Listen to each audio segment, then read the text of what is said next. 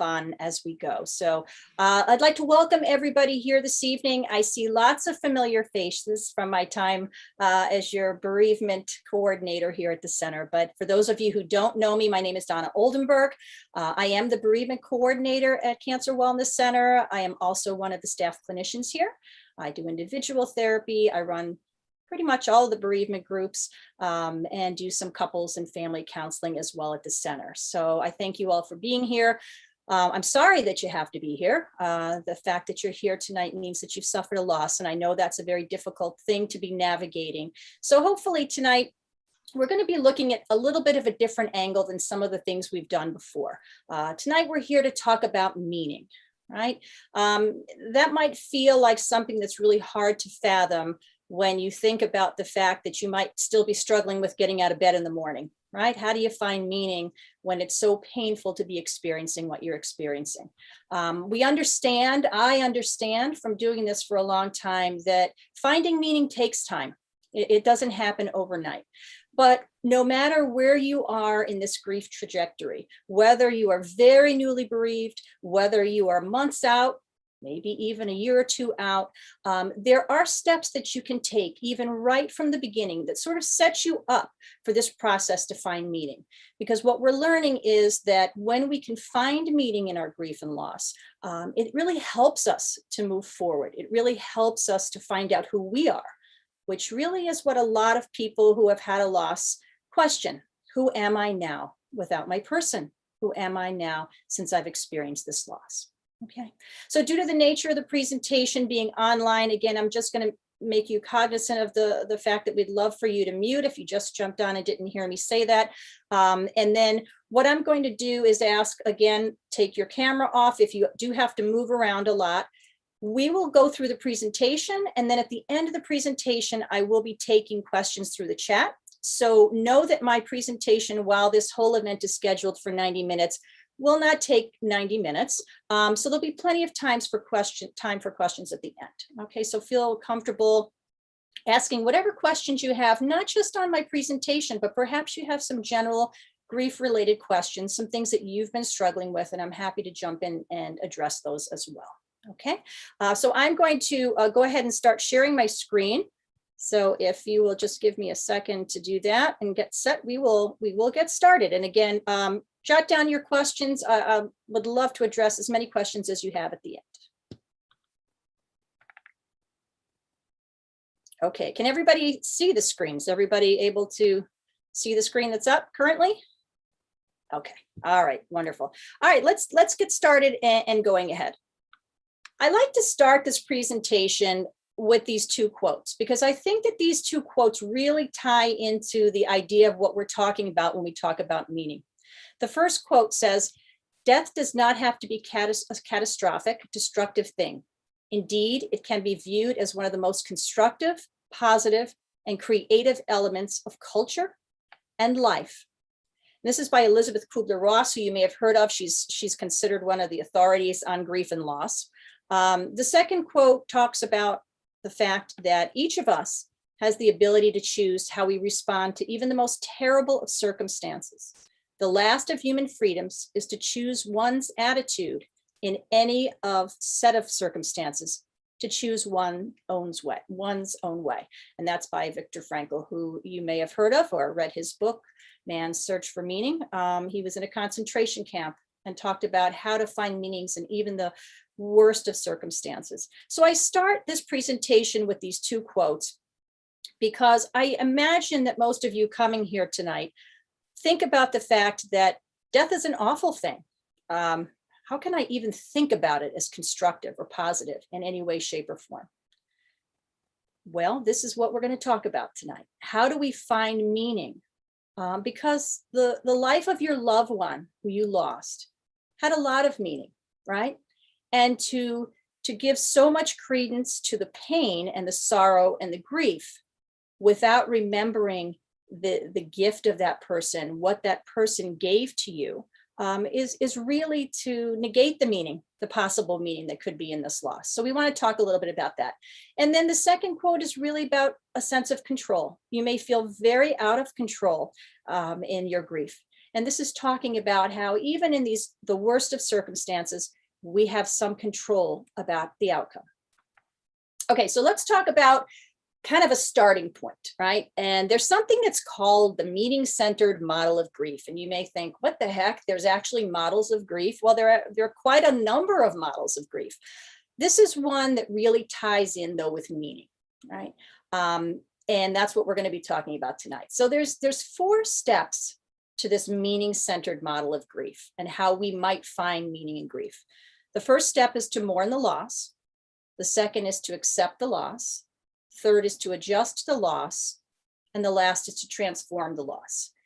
Now, I'm going to be cognizant of the fact that some of you here are very newly bereaved, okay?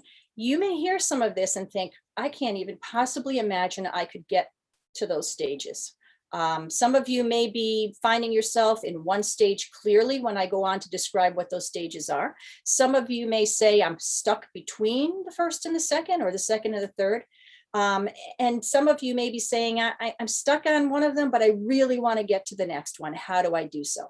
That's what we're going to look at. So let's take a look at this through the lens of the fact that there's no pressure to be in a certain place with your grief, right? This is why sometimes models can be a little difficult, because it assumes that people follow some sort of a natural trajectory, which doesn't always happen. So let's start with the first one, mourning the loss. Those of you who are more newly bereaved, this is probably going to resonate a lot with you, right? You're in that phase of numbness and shock. Roller coaster of emotions, right? One day you're feeling a little better, the next day you're feeling like you're on your knees, right? Lots of emotions whirling around. Some days anger, some days guilt, shame, hostility, sadness, all of them. You never know what you're going to wake up and find in a given day, right? And this is the stage where we really work on clarifying the emotions, figuring out what you're feeling, recognizing those things. And then, eventually in this phase, as time goes on, you'll probably tend to settle into something that feels sort of just like a deep sense of sadness, right? You may have lost the anger, you may have given away the guilt, but just a heaviness, like a weight that you carry around with you. And again, not a linear process here, right? You may be going in and out of these things at different times. Eventually, as you continue to move forward, those of you who've been doing this a little bit longer, as you know, some of these cycles become less frequent, less intense, right? You might say, I'm crying a little bit less than I used to, or I'm still crying every day, but now I'm only crying for 10 minutes. I used to cry all day long. So there's changes that happen as you go through this. Again, for those who are newer, you might be very much in the emotion stage here. Now, for those of you in this phase, we say, well, okay, then how do we find meaning if we're so deeply entrenched in the pain of the loss? The way we find meaning is really at this stage in trying to recall and relive positive moments with your loved one. Grief tends to be very much about sadness, about all the pain and all the negative, right? The first step toward meaning, and this is a baby step, right? But it's something that we can begin the process with, even if we're not really ready to full dive into meaning, is really thinking, what were some of those positive moments? How do I take that one moment of pain, looking at my loved one in the hospital bed, when they just looked terrible and they were dying and I knew they only had a little time left. And how do I turn that around to that wonderful memory of that afternoon in the park with them when we had such a great time and they were so full of life and joy, right? How do we balance that out? The next phase we're going to talk about is accepting the loss. This may be the most basic of tasks, but it's also the hardest one to manage, right? Coming to this place of acceptance. Now, we know cognitively, intellectually, we are very aware their loved one is gone. I don't think there's anybody here tonight that's going to say, no, I think my loved one's still here. But how do we accept that? Socially, emotionally, behaviorally, spiritually? How do we come to some place of peace with that, to say, okay, I know it intellectually, but now I'm going to behave like that out in the world. I'm going to be out in the world acting as if my loved one isn't here. And that doesn't mean ignoring your person's existence in any way. It just means not saying I can't leave the house, so I'm going to stay home because they might be walking in that door any minute. Or I can't have feelings or attachment to somebody else because that would somehow be negating my love for my loved one.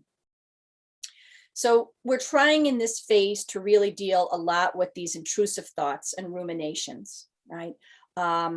What if I had been there? What were those last minutes like? I don't want to picture them being sick. I don't want to picture them during chemo, whatever it may be. We're trying to lower the level of those intrusive thoughts that you're experiencing. Spiritual acceptance for those who might have be more inclined to be religious or spiritual. We start coming to a place of acceptance sometimes really by thinking of the idea of establishing a spiritual connection to the person. We're not leaving them, we're not apart from them, they're still very much with us, but on a spiritual level, right? We might think of them as heaven or floating around us or something else that causes us to feel more comfort. If you don't feel that way, we think about some other things, other ways that we might want to look at that. Ideally, the concept is that this is a really hard part to come to pass, right? To really have this emotional acceptance, because we have to begin to rid ourselves of this fear that if we let go of some of that pain, we're moving on and we're not honoring our loved one. Third part of the model is adjusting to the loss, right? So this is when we really start doing some of that hard work out in the world, right? We need to make these mental and behavioral changes to adapt to the new dynamics, right? We need to adjust in our own families first, right? What roles did that person have? Now the family doesn't have that person in that role. How do we all adjust our roles around them? How do we have a larger social network? Are we able to go out with couples but as a single? Can we get more comfortable with that? Can we get comfortable with expanding and meeting new people, broadening our life with people who our loved one never knew? Can we come to a place of acceptance with that? So this requires a lot of working through some of your own stuff. Many of you have mentioned to me in groups that you really carry with yourself a lot of negative thoughts about yourself, right? A lot of lack of forgiveness. I wish I had gotten that second opinion. I wish I hadn't told the hospice nurse to give them more morphine. These things are sitting with you, right? Weighing you down. We have to find a way to let go of some of these things, some of this self-pity, and also some of this kind of self-abuse that's happening. Because when we can do that, we can really start working on getting more meaning. Final phase, again, for many of you, this might feel really far off at this point in time, but for some of you who I know have been in groups with me for a while, you might be moving closer to this. You're starting the initial conversations with yourself about this, and this is really transforming the loss. How do we move from struggling with the loss on a daily basis, from those feelings of guilt, from those feelings of pain, to a future, to thinking about a future, to redefining your own personal self-identity and life goals? Who are you now without your spouse, without your child, without your mother, father, whoever it is you're here grieving tonight? How do you move forward with your own life, right? This is going to require a lot of investment on your part, right? Psychological energy, we call it, right? You're going to have to get out there. It doesn't come to you. It doesn't happen. Sometimes people think, they go by the expression, time heals all wounds. Well, not really. Your wounds are there and they don't get healed unless you work on healing them, right? Time doesn't just fix everything. You have to be making the effort to make the kinds of changes that are going to help you to heal. And this might be making new friends, developing new plans for yourself to do something that you enjoy. Maybe you're artistic and you want to get back into painting, or maybe you want to get a new job. Maybe you want to sell your house. Maybe you want to volunteer, whatever it may be. These are the kinds of things that we want to start thinking about in this process. Again, who are you now without your spouse? So lots of new meanings, lots of reconstruction with the life. You're really basically allowing yourself to re-author your own story. Who is the new you? Okay, so you're hearing all this in the model, and that's all good and fine, right? And then you're like, well, I'm sorry, I'm still stuck with the idea of like, why did this happen to me, right? What did I do to deserve this? How do I move forward? You know, and how do I move forward for those of you who had a loss during COVID? How do I move forward when I couldn't even really grieve the loss of my loved one properly? I didn't have a proper funeral. I couldn't have a memorial. All of these things might be sitting with you, right? So when we talk about meaning and searching for meaning, we're trying to take these kinds of questions, we're trying to change them. We're trying to turn them away from these kind of questions to these bigger questions, right? This is where meaning is. Now we want to talk about not why did this happen to me, but who am I now? Who am I without my loved one? What would I be if I changed and grew with this loss? Who will I be if I don't change and grow with this loss, right? If I remain stagnant and I don't think about these things of who I am in the next step, how do I find meaning in my own life? And likewise, how do I reinforce the meaning of my loved one's life, right? Important thing to remember is meaning requires hope. Grieving minds don't have hope. When you're grieving, it feels hopeless, right? I've heard it many times in groups. I feel hopeless, helpless. I don't have anything that I'm really interested in. I just don't have hope, right? So meaning, on the other hand, is all about hope, right? We want to figure out, how do we get hope back into our vocabulary?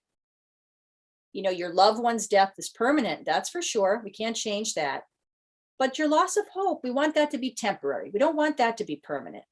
Death ends the life, but it doesn't end your relationship with your loved one. You're always connected to your loved one, no matter what. And this is addressing that fear that we hear so often in groups. I can't move forward. I can't hope for something more because I'm leaving them behind. But you're not really leaving them behind, right? You're maintaining that connection with them. Whether, again, you're a spiritual person and you feel it as a spiritual connection, whether you are maintaining it through other forms that we're going to talk about in a little while, you're never forgetting them. You're never leaving them. You're never separate from them emotionally. But you don't have to be sitting in pain. We want to connect to them in love instead of pain. Remember, death doesn't end the relationship. This is more of the same, right? You're not closing the door on the relationship. You're opening a door to a new kind of relationship with them, right? And how are you going to maintain that relationship? I can't see everybody here, so I'm going to ask you to just think of this in your mind, but think about whether you think you still have a relationship with the person you lost. My guess is, even though you're not answering me out loud, my guess is most of you say yes.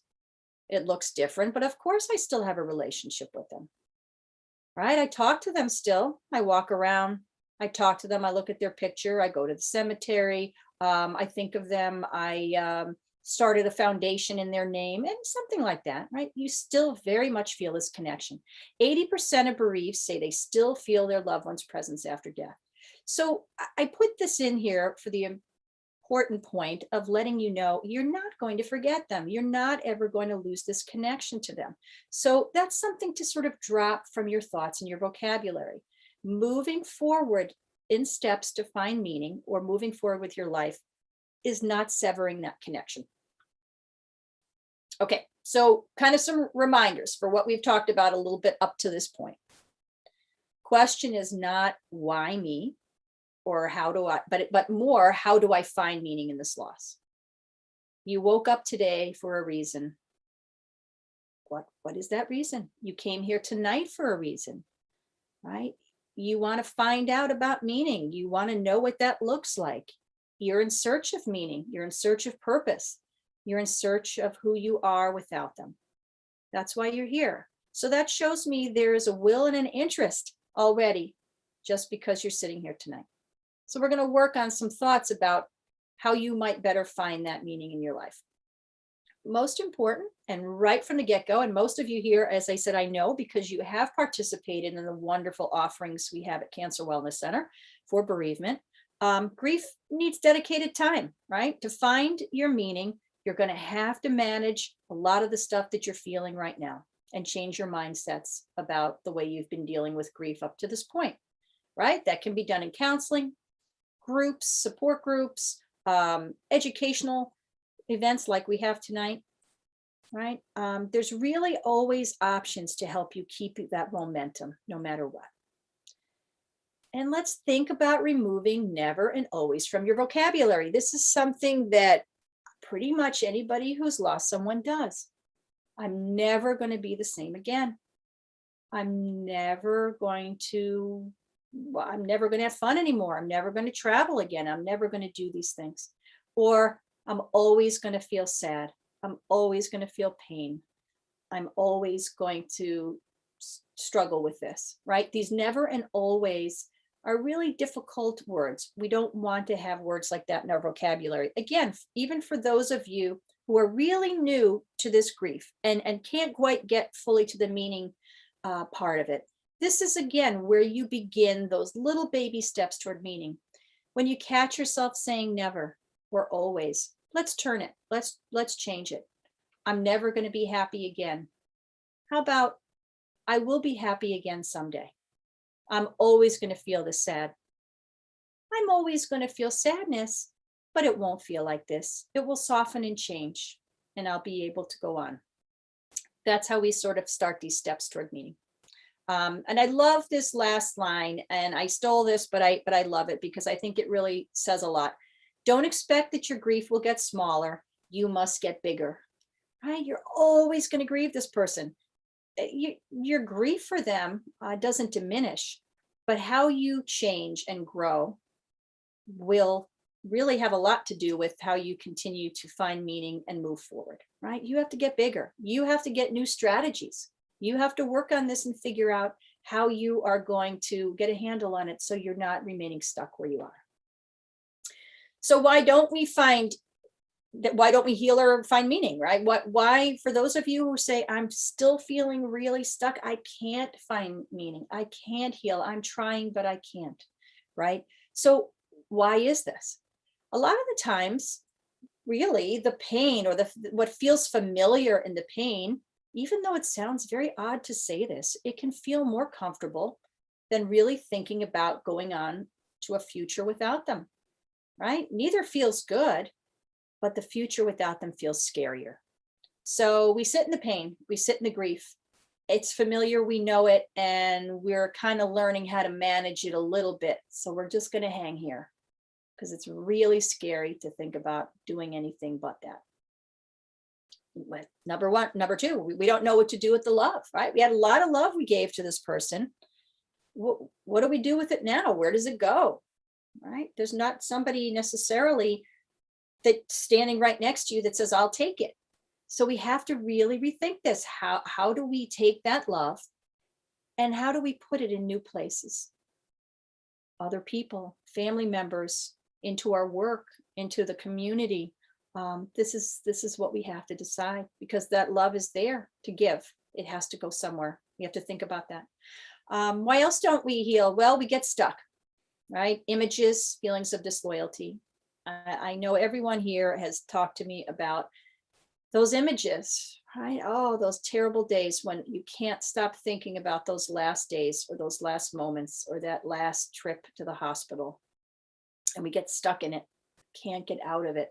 And it really makes us feel stuck. Or again, this idea of disloyalty that we talked about a few minutes ago. How can I possibly go out and have a good time with friends tonight and have dinner and a cocktail because that feels bad. He can't do that. He's not here to do that. It's wrong of me to do that. Right. So that's getting stuck in those things. And we get fixated on this what if and if only, right? This is real where we talk about like the self-abuse, right? What if I did this? What if I did that? If only I did this, if only I did that. Have to move away from those thoughts of this being your fault. Death is not your fault. not your fault. Other reasons why we don't heal, we interrupt our grief. We can't heal if we don't feel. So I also know that a lot of you have said to me, when I'm, I have those days when I'm feeling really awful and I'm crying I don't want to cry. I'm crying. I'm out with my friends. We're having a nice dinner and somebody says something that triggers me and I start crying. And then I have to shut it down. I have to shut it down because I don't want them to be upset. I don't want to upset my friends. I don't want to make them feel bad, right? So what are you doing? You're interrupting your own grief. You're shutting it down and you have to feel it. You have to let it come out and you have to feel it. And if you keep shutting it down, it doesn't go away. It comes out at another time. So you can shut it down for a month. You can shut it down for 5 years. But 5 years from now, if you shut it down, it's going to come out somehow. Something will trigger it. So allow yourself to feel it. Allow yourself to express it, and stop interrupting it. Right? And this idea of fear, the last one or last reason why we don't find meaning, we're just afraid, right? A ship in a harbor is safe, but that's not what ships were for, right? So we know you're safe in sort of sticking and staying in this grief spot. But that's not what you were made for. You're here on this earth. There's a plan for you of some kind. We don't know what it is, but you're here. And the plan has to involve you living your life and doing whatever that life requires you to do. Here's some of the things that influence how we look at grief and why we sometimes get stuck. A lot can have to do with your background, right? Your age, the kind of individual you are a glass half empty or a glass half full person, background of the deceased, your family, the way your family looked at grief. Did your family mourn for years and stay in grief? Did your family kind of move on quickly from grief? Did it acknowledge it, not acknowledge it? All these things really play a role in how you might be handling your current situation. And it'll be a little bit different for everybody. Also, your relationship with the person who died. Right? Very loving relationship is going to feel very different than a conflicted relationship, right? A conflicted relationship could be still have love, but there could be issues, right? Maybe there's some kind of history. Maybe there was a substance abuse issue, infidelity issue, something like that that kind of lurked in the past. And that might cause you to be really conflicted about this loss in a lot of ways. And that can make it more difficult to find the meaning. Okay, so let's look at some questions, right? When we're trying to find your personal sense of meaning, let's look at some questions that can kind of help guide you along the way. Right? First one, what could death not touch, right? When we get mired in our grief and we get really stuck in those feelings, we have to start looking outside of the grief. What could death not touch? Well, my spouse gave me 2 beautiful children and death couldn't touch that, right? It couldn't ruin that. My spouse, created this wonderful foundation and death couldn't touch that. It's still here and it's still alive and growing. Find those things for your spouse that are still very much present in the world that death couldn't take away. They'll look different for every one of you here, but that's what you want to think about, right? Remember that death did not negate your life and end your life. It took away your spouse, but there's still, and perhaps your parent or perhaps your child and perhaps another relative, but it didn't end everything. So how do we foster and grow those parts of us that remain? That's what we want to find out. You have a lot of good in all of you. How do we kind of develop that to move forward? One way to think about it is, what beliefs or values did they have that can help you in your grief and growth? Perhaps you had a spouse or a family member who was really kind of that glass half full person who loved to be positive and just let things roll off them. Maybe those are some of the beliefs or values that you didn't necessarily have, but you have to think about and say, how can I incorporate some of that? How does that bring meaning to the loss? If I can make some changes in myself based on something that they gifted me by teaching me. What do you have control over? right? What do you have control over and not have control over? Think about it. What would my future self and my loved one hope to see my life become? I think this comes up a lot in groups as well, right? When we really want to suffer, we just want to feel bad and we want to stay stuck in our grief. It can be really helpful to ask this question. Is this what your loved one would want for you? Is this what you would want for them if the tables were turned? Would you want them remaining stuck for years, not feeling any love, not experiencing what it's like to live? I'm imagining probably not is the answer, right? So think about that. That can really be helpful to helping you discover this meaning, right? Starting to move forward. And what ways can you find meaning that can help you heal and honor them, right? We'll talk about a little bit more about this in a few minutes, but how do we honor the loved one? Honoring our loved one, memorializing them in some way can really help us to find meaning in their loss and can really help us to find meaning in our own lives. And again, we'll get some examples of that coming up. Here are some of the examples we're talking about. So what does meaning look like? Let's talk about some practical stuff, right? Finding gratitude for the time we had with a loved one, that actually is a lot of meaning. That may say, well, that's not you may think that's not a tangible thing. Well, it is, right? We want to give meaning to the life that they had.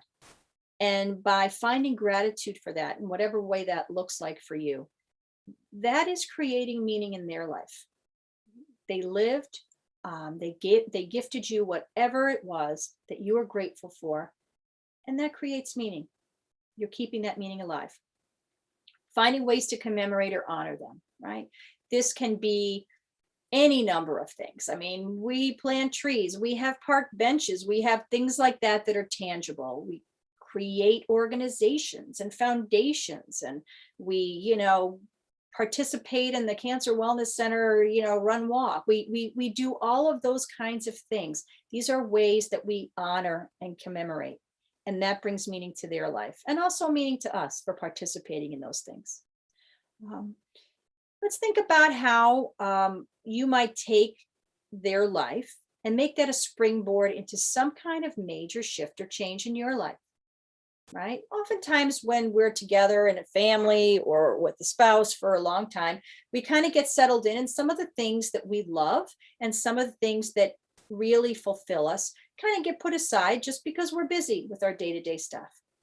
And now you have the opportunity to say, how has this loss made me rethink myself, made me rethink my life? What kind of meaning do I want in my life now? Right? Because I know life is short. I know life is fragile. What do I want to do? Right? Maybe I always wanted to be an artist, or I've stopped painting and I love doing that. Maybe we want to do that. Maybe we want to create big changes like starting foundations, or maybe it's just simple things like a garden or whatever. Something that you have put aside and not done for a major time. Maybe it's getting a job. Maybe you stayed home and didn't work, but your spouse did. And now you're like, I've always wanted to do that, so I'm going to do it. Meaning can be simple, just feeling changed by knowing them, feeling changed by their death, and really finding ways to create meaning for others, right? This loss may spark in you some interest in creating something more meaningful for somebody who is disadvantaged, right? Maybe volunteering somewhere. Maybe your loved one absolutely adored animals. Maybe you decide that you're going to volunteer at the animal shelter. I'm not sure. It's going to be different for everybody, but you can create something meaningful for others that really keeps your loved one alive. Okay, so we talked about acceptance before as being really the hardest part of finding meaning, but it is the first step to finding meaning, right? We have to get to this place of acceptance that not just cognitively that your loved one is gone, but that we want to do something about this, that we want to make a change, that we still want to live on and honor them, and also honor ourselves to be more, right? To make them proud, to make us proud, right? So first step, easy step, maybe not so easy step. Write about your future. Someday when you get a little bit of free time, nobody's around, you have a white piece of paper and a pen in your hand. Write about your future. What do you see? What does it look like? What would you like it to look like? Okay, and it doesn't have to be that you have it all planned out, but what are your thoughts about what it might look like? Give it a shot. You may see a blank page. You may sit there and have no idea. And a blank page is okay. Because what the blank page says is that means the future is yours to fill. That means you are going to have to step forward and decide what to do with that, right? You can't rely on other people to fill that for you. It's up to you. It's a good exercise to think about this. I love when people do this in a free writing type situation. And I tell them, take 10 minutes and just write about your future without stopping. Don't edit it. Don't cross anything off. Just go ahead and do it and see what you come up with. And then we can kind of back into that and see, okay, so how do we make some of these things a reality for you? Right. Also, what does it teach us? Right? We also in grief feel very out of control most of the time. We feel like we have no control over our lives. We had no control of this cancer that came along. We have no control of the death of our loved one. We can't control our crying. We can't control our grief. We can't control our anger. We feel so out of control. But this exercise shows you that you have control. You can sit there with your thoughts and you can control whatever you want to be. You can write that down, and that's exercising a form of control. Okay. So managing thoughts, right? This is something that's really important when we talk about coming to this place of meaning, because we get stuck with our negative thoughts and that holds us back, right? So what we know from science, and there's been research on this, is that negative moments in our life, and I'm not just talking about the death of your loved one, negative moments in our life get more wired in our brain than positive, right? We remember them more. They're just more deeply entrenched. And the positive ones, those good memories, are less likely to get wired into our long-term brain. So how does this all feed into grief? Well, I think you know the answer. Grief, death, cancer. Wow, those are some negative moments, right? Really negative moments. They're so wired into your brain that they kind of make you forget about the good things. They make you forget about the lovely wedding day, the birth of a grandchild, all those things that happened also in your life with your loved one. So we want to try to figure out how we can better do what they call installing the good. How do we take all these negative thoughts that are really keeping you paralyzed, and how do we change them so that you can move toward meaning? Right? One of the exercises that we do is called installing the good. Okay, so this is something that you can just, again, takes practice, but you have to kind of do this a little bit consistently so that we can really start to rewire our brains, which is what we're trying to do. First step, take it and identify a positive meaning or experience that you shared with your loved one. And then just say, I'm going to remember every part of it. I'm going to take 20 to 30 seconds. I'm going to savor it. I'm going to repeat it, the memory, over and over. I'm going to recapture it. I'm going to try to remember, what did my body feel like in that moment? What did my heart feel like in that moment? Hear the laughter of it. Smell the smell of wherever it was you were. Feel the tactile part, right? What did it feel like to be holding your loved one's hand? Whatever it may be. And I want you to sit in that for like 20 to 30 seconds. And this is after our thing tonight. And really absorb the experience. Let it sink in, right? It's a form of visualization. And when we visualize, we know that things can become a part of you, right? If you sit somewhere and visualize being on the beach for a length of time, science has found that this kind of thing can actually stay in your brain, and it almost feels like you actually went to the beach. So this is what we're trying to do here. We're trying to rewire your brain to get more of those positive memories in there. Okay, so living with loss and finding meaning is really about learning to find the good even when we are in pain. And this should apply to other situations in your life as well, but particularly to this one. We want to reframe the thoughts, right? Look up at the picture, right? You see the person cutting the T off the I can't, so it says I can, right? One of the biggest things that happens in loss that prevents us from finding any meaning in it is that we have all these thoughts that we hang on to that we need to reframe, right? So I'm going to show you both sides of the thoughts here. You can see them in front of you. The death happened to me. Death happens, right? People often feel, so why me? How could this happen to me? How could my loved one die? Everyone dies, right? Everyone dies. But it feels like it's very much our own experience when it happens to us, that nobody else, that this is a unique experience, and that's not true. So we want to change that thought from this happened to me, that personalization, to death happens, right? I'm a victim versus I'm a victor, right? Everybody who's had a loss feels a victim to some, again, why me? How could this happen to me?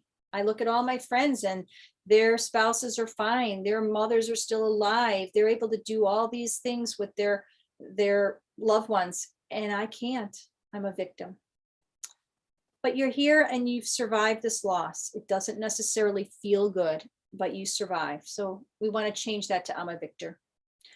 Cancer or death was a punishment, right? That you were personally punished by this. And you know what we know is that cancer and death are random. We don't really have an explanation why, you know, other than some few instances of things that directly cause cancer, we don't really know. Why does one person get cancer over the other all the time? And why does one person survive with a particular type of cancer while another one doesn't? It happened because of something I did versus there's nothing I could have done. I go back to an example I used earlier. Especially in the end time, people tend to want to blame themselves for, and by people I mean those of you here, tend to want to blame themselves for the death of the person, right? We want to skip ahead to the last thing that happened and assume that's what caused the death, right? So we have someone with stage 4 cancer who's been sick for many years and they die. But about an hour before they died, you noticed they were really in pain and you asked the hospice nurse to give them some more morphine because they seemed to be in so much pain. And then they died. And you say, I shouldn't have asked the nurse to give more morphine.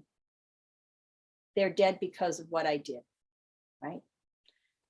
We want to change that thought, right? We want to change that thought because no, it wasn't that last thing. It was the fact that they had cancer, that they were very sick, that this was what was going to happen, and that you did not cause that. So again, we want to change those kind of thoughts. My story is the saddest.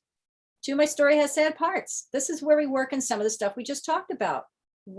How can we rewire the brain to have some more of those positive memories, right? The story is the saddest.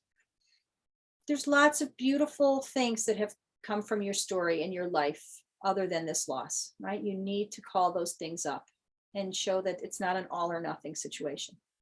I see my loved one in their last days versus I see my loved one on a happy day, right? Here's the balance again, right? Those last days are awful, right? But many of you who I see here sitting in front of me, I know were married to your spouses for 40 years or something like that, right? Your life together with them was not just those last days. Your life was a lot longer than that. And they were filled with many happy days, right? We need to call those things up. Okay, so see the last thing, it says you can change your thoughts, purple elephant. Okay, here's why I have that on there. Right now, everybody's thinking about something. Okay, think about whatever you're thinking about at the moment. Doesn't matter what it is, just think about it. Now I want you to take that out of your mind and I want you to think about a purple elephant. Picture the purple elephant. Picture the color, the trunk, the size. Just really think about that. I assume everybody was able to think about a purple elephant, right? Okay, well, did I make you change your thought? Yeah, You can change your thought, right? The idea that exercise is you can change your thought. So when you are sitting there with your grief thoughts, when you're feeling a fear of moving forward, when you're feeling of paralysis in your grief, you can change those thoughts just like you did now. You're capable of it, right? It's important to remind yourself of that. Substitute for those happy days stories, substitute for those good times. That's what we want to move toward. This ties with that. Don't forget the middle, right? We get so fixated in grief on those last months, the last weeks, last days, right? You had all those years with that person, right? Give yourself permission to call those things up. Give yourself permission to keep loving them. And you'll be experiencing a combination of what we call grief bursts and love bursts, right? And I'm sure you've already had some of this. There might be days where you're just, all of a sudden overwhelmed with this burst of grief. You're doing pretty well, and then you're just pulled down, right? Those are normal, right? But don't forget that there's also love bursts, right? Those periods of time where maybe you see a photograph or you hear a song and you're filled with those love bursts, those wonderful bursts of thoughts of the loving relationship you had with them. These are part of the process, right? They're going to come and go, and it's going to be just sort of tolerating them, not getting too dragged down by those grief bursts, because a love burst is probably not going to be that much further behind.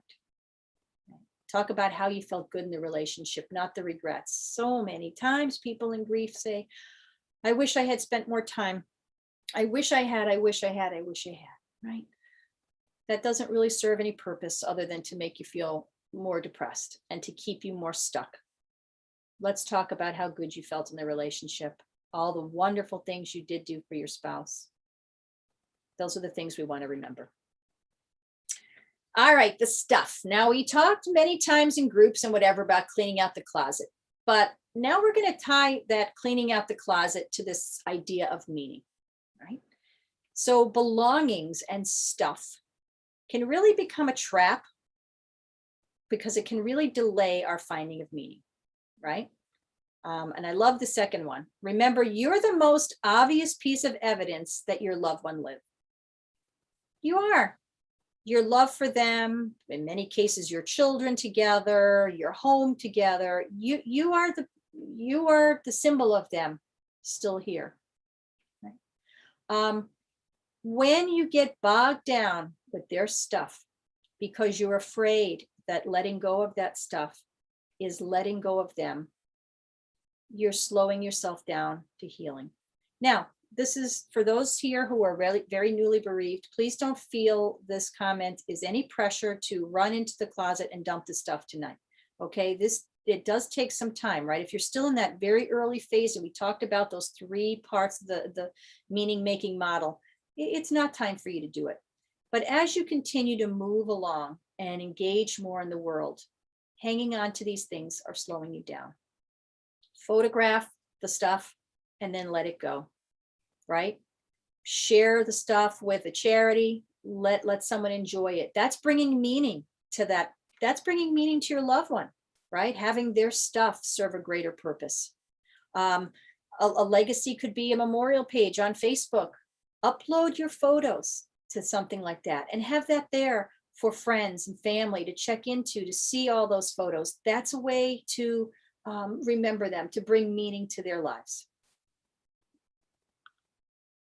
Meaning through legacy. Again, we touched a little bit on this, but let's talk about how you maintain their legacy. Finding meaning in their life and finding meaning in your own life really has a lot to do with how you find and keep alive a legacy for them, right? Foundation, working in a soup kitchen, donations should be their honor, volunteer. You can do all these things in memory and love of your loved one. Try to find something that connects with them, right? Just doing a random thing may not bring you the same connection, but something that they would have enjoyed or was important to them. Maybe they really used to volunteer themselves at the soup kitchen and you didn't, but now you do, right? Write down memories in a memory book or online for family to carry, again, this legacy through generations. Observe traditions that are meaningful to that person. It can be as simple as cooking their favorite dish on a holiday, to observing a religious celebration, anything that they found meaningful, you can do. Caring for your children. Well, this is a great way that we honor the legacy of our loved one, caring for their children, caring for their pets, continuing to do some of the work that they did here, following through with that. So how you remember someone is part of their legacy, but it also helps to bring meaning to your loss, right? It keeps them alive for you, but it also creates meaning for you in the good works, in the connections you're forming. And then that's sort of the double blessing.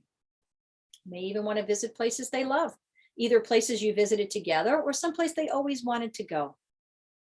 You might go there, you might sprinkle their ashes there, or you might just go there and do all the things you knew that they loved to do. For those who are more spiritual, you can find meaning through this idea of an afterlife, right?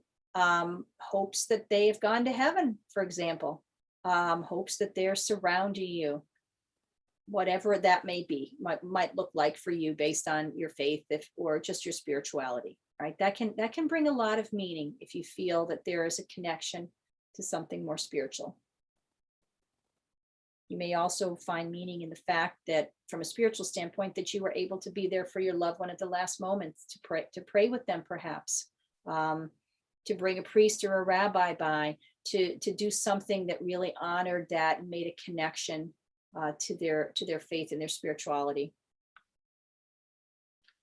Other ways to find meaning really is combating or fighting against what we call the 3 Ps, right? Personalization. It was my fault, right? It wasn't your fault, right? You got to fight against that every day. Pervasiveness. Loss has destroyed my life. There's still hope and happiness to be found. And the permanence. I'll never get rid of this hole in my heart. To my pain is going to change, right? It's going to soften. It's going to evolve. It may not feel really good now, but it's going to change. And these are 3 places we really get stuck: personalization, pervasiveness, and permanence. We have to battle against these on a daily basis. Again, finding meaning in why they lived. Think about why they lived, right? Your person, for however long they were here, did a lot of things, had a lot of connection with other people, right? So what was their why? It can be helpful for you to understand that and think about that. Why did they live? What was their purpose, their meaning? Maybe it's because they brought children to you and other family.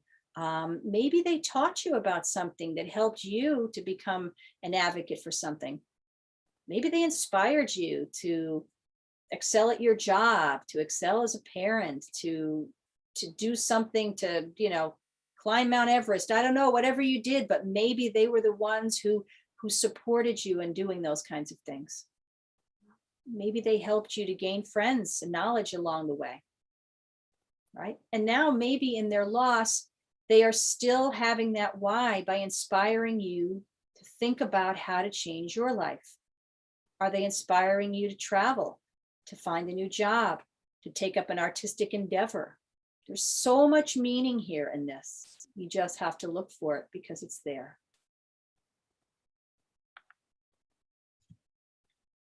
Okay, so meaning reminders, kind of coming to the end now. We're talking about some of the reminders to keep. How do I best honor the years they did not get? They're gone. You're here. From now until the end of your lives, there's going to be a lot of years. How are you going to honor them across these years? How are you going to honor those years in a way that makes you proud and makes them proud? How do you create meaning in your life that really, really honors them?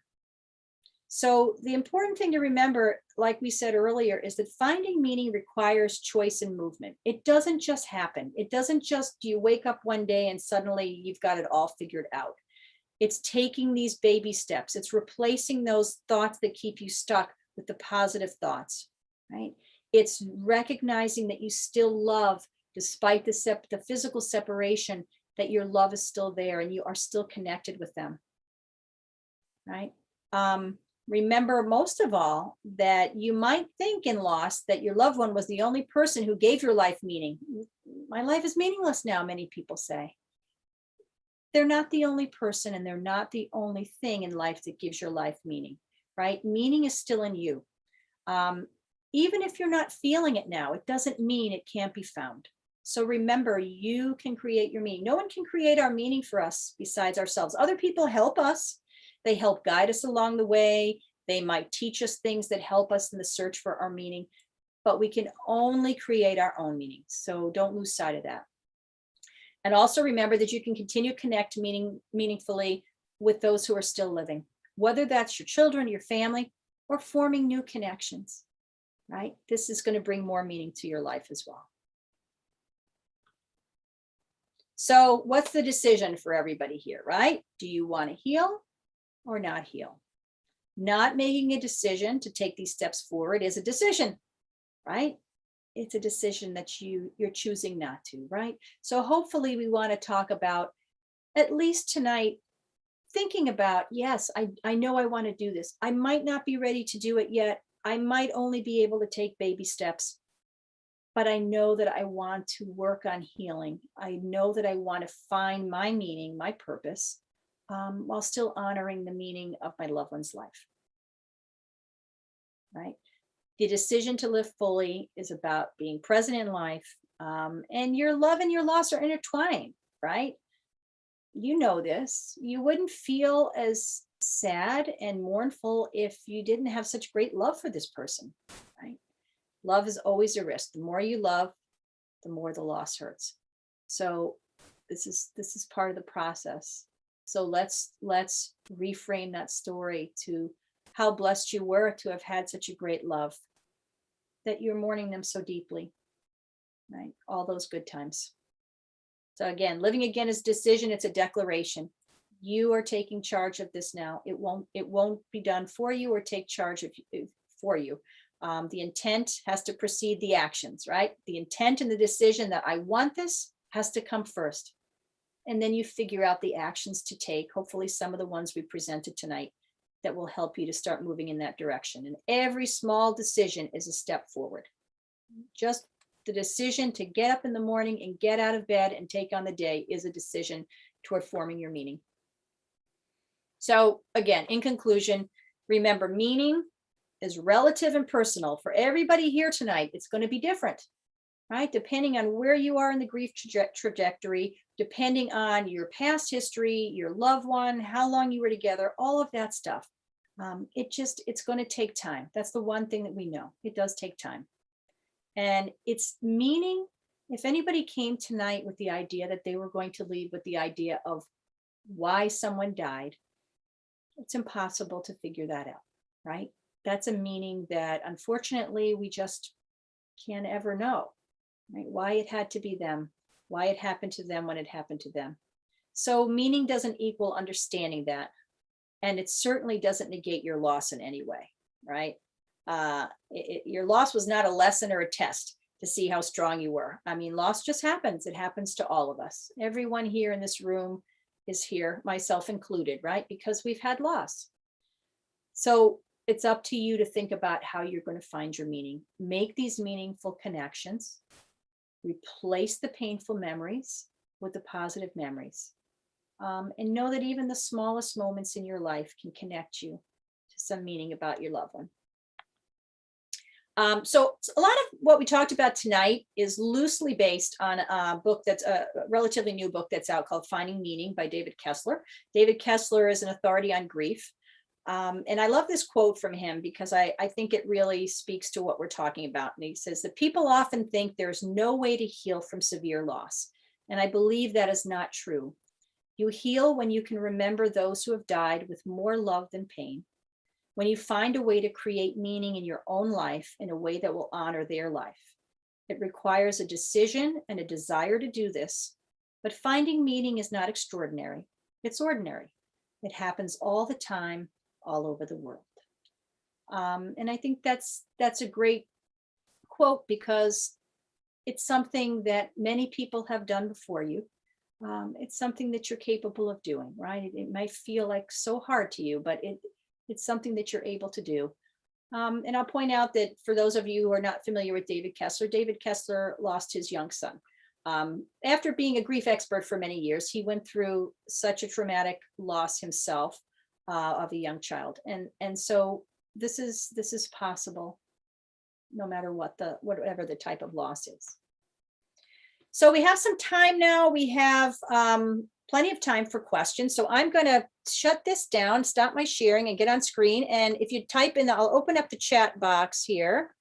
So if anybody would like to type in the chat box, and hopefully I've got the chat box right, and Lisa will help me if I don't.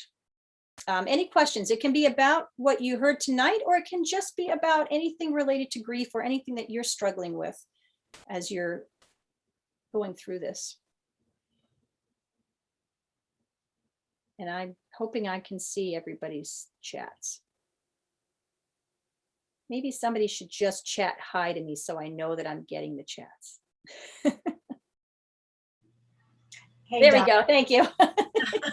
if anyone also wants to take themselves off mute and ask it, that's totally acceptable. Yes, sure. Absolutely. You can ask or you can chat, whatever you feel. And I can't see everybody entirely, so just shout your first name out and your question. Or type it. Where does it say chat? I'm sorry. Oh, so down at the bottom of your screen, somewhere in the middle where you have your mute buttons and stuff. Yes, it says chat. Okay, hold on. I see that where it says chat. Do you see, you have to click and open the chat on your thing. So click chat and then it should open up a white box. On the right? Yeah, mine's on the right, but everybody depends on their screen. So mine's on the right. I don't know where yours happens to be. Does it have anything in it or is it just a blank box? I guess. Well, mine has some messages that a few people sent me that say hello. But If you hover your cursor at the bottom of the screen. I see. Yeah, I see at the bottom where it says to everyone, and then I typed in hi. I don't know if you got that. I did get a hi. Okay, then I did it. Okay, I'm ready. Okay. Well, yeah, anybody can just unmute and shout out the questions if you have any. No questions? I was so thorough that nobody has a question. I Do we thought have copies of the slides? You know what, it's going to be, I know it's going to be posted online. I will try to. They're pretty big file to send, but I know they recorded this, and I believe, and it's going to be posted. That's what I hear. So It's all recorded. it's all recorded. Yeah, I'll see. We'll talk about it later, Barbara. I'll see if I can get them down to a small type thing because the regular slides are pretty. If long. I can go to it on YouTube or whatever, that's fine. Okay, great. Other thoughts? Anything resonate with people or not resonate with people?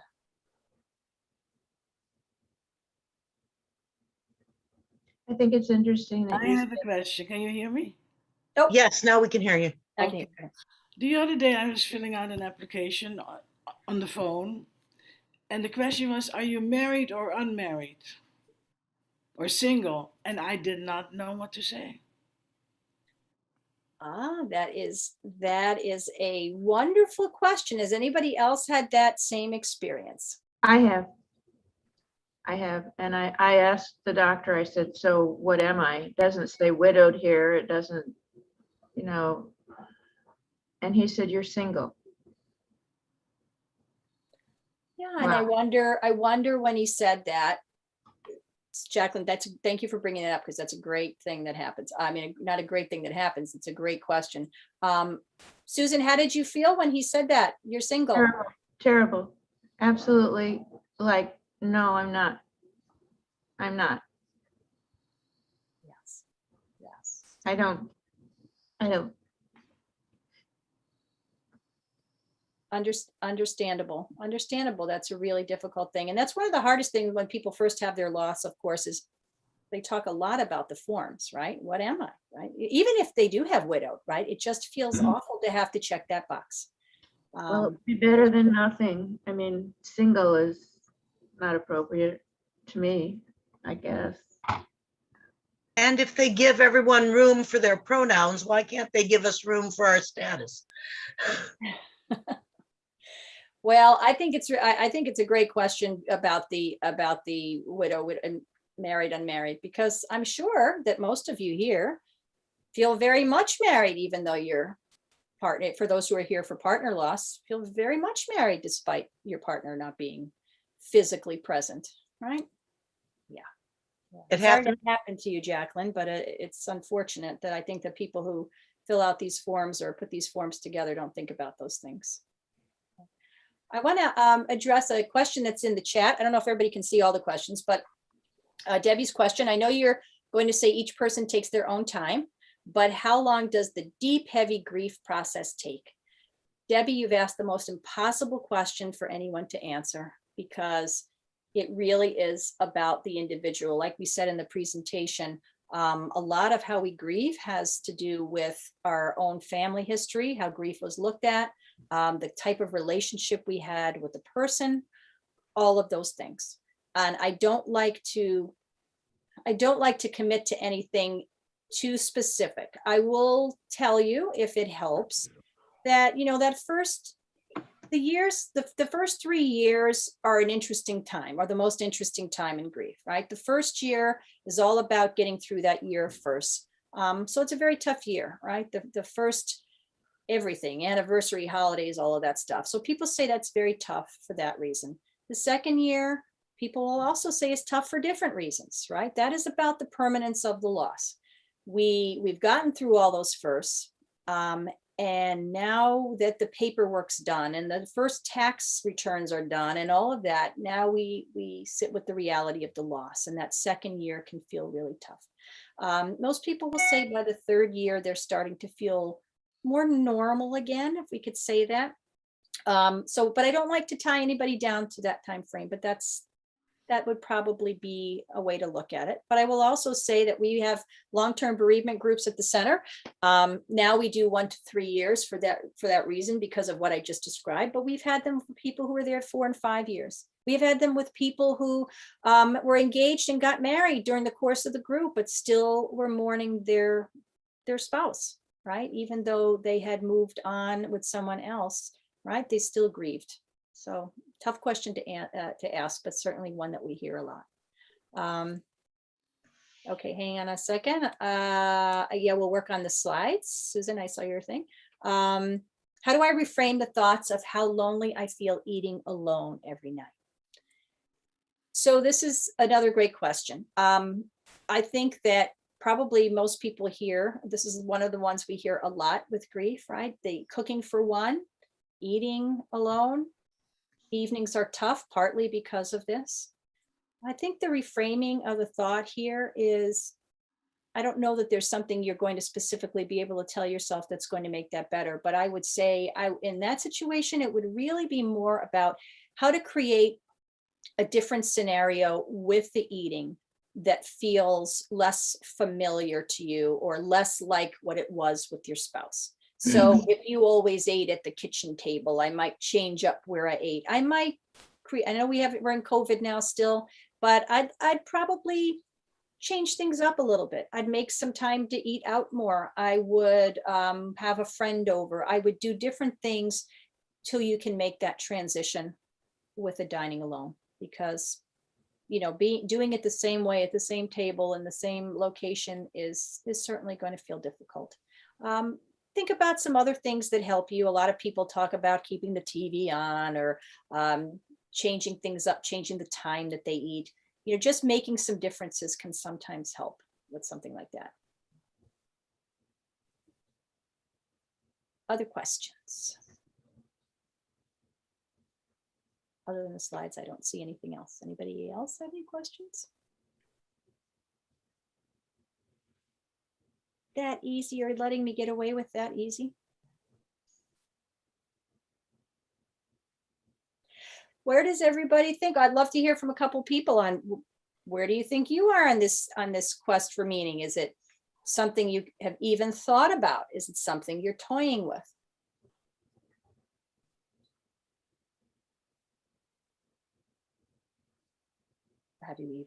Has it even crossed your mind? Go ahead, Andy. I see you're about to unmute. Yeah, it's something I really haven't thought about. And that's what interests me to do this. And then I saw the subject line when you first presented this to us weeks ago or mentioned it to us. I thought, wow, that's interesting. Meaning and grief, you know. And, you know, I'm still struggling with that, but and I'm struggling with not only grief, but I'm struggling with some guilt. And I think that was a lot of that was due to the complications of COVID and not being able to see her in the hospital. But I think one of the things late in the presentation today was about finding meaning in the years my wife will not be here, that I can do. So that caught my interest. I mean, thinking of the things that interest her. She was a social worker. She loved helping people. I've always wanted to volunteer, but because of COVID, I haven't been able to really. So maybe there's something I can do there that will help me. So it got the gears turning in my head. So Sure. thank you for that. Oh, well, terrific. And that's really the whole idea of this evening, is not to provide you with the answers specifically on meaning, because they're going to be different for everyone here tonight. It's really to get the wheels turning, because it's very normal to get mired in the sadness of grief and the emotions and all of that and feel very stuck.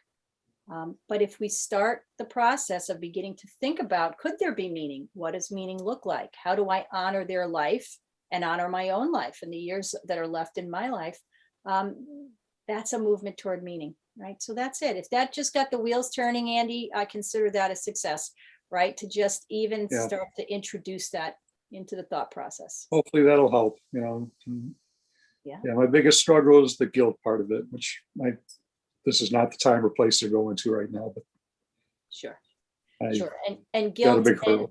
feeling the guilt, right? If you think back to one of the early slides, feeling the guilt of the meaning, theory of meaning or whatever, that's normal in these earlier phases of loss, to have those emotions and to go back and forth, right? Have days where you're not feeling guilty, but then all of a sudden it creeps back in again, right? And as the presentation said, being able to replace that thought some way, to let go of that thought, is going to help with your forward movement, right?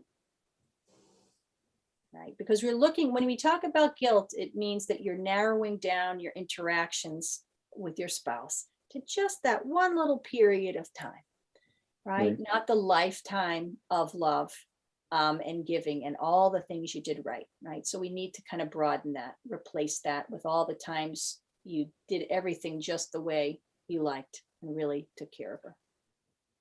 Right.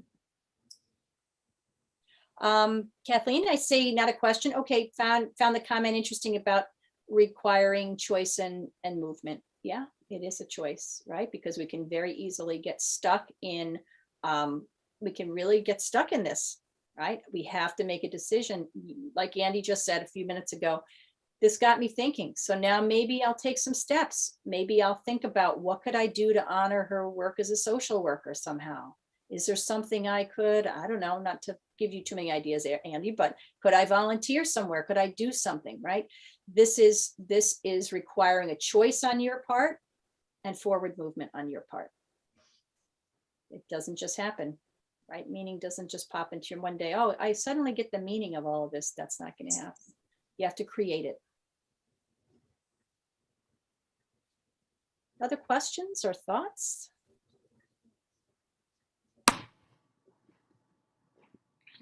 Everybody's quiet. Everybody ready to end the day? All right, last call. I didn't miss anybody's. I don't think I missed anything from anybody. I think with time, I've been able to dwell less on the horror and start thinking more about, the wonderful times in our life, which is comforting to me, because, it's nothing worse than, dwelling on those last moments, as you said. And I think time has just been, the answer. In the beginning, I was shell-shocked, and you know, feel like it's getting better. Yes, absolutely. But I would venture to say, Marcy, since I know you from group, without revealing anything that's your confidential information, I would venture to say that I know that you've also done some things to take steps moving forward, which has probably helped a lot with that.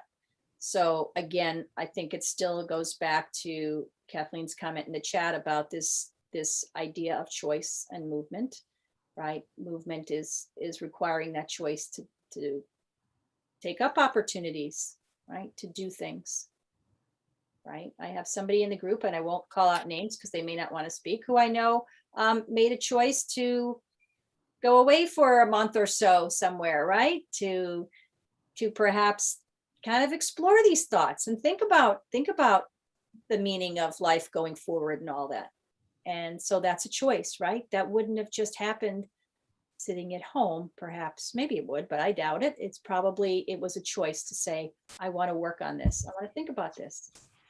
So where do I go and how do I do that?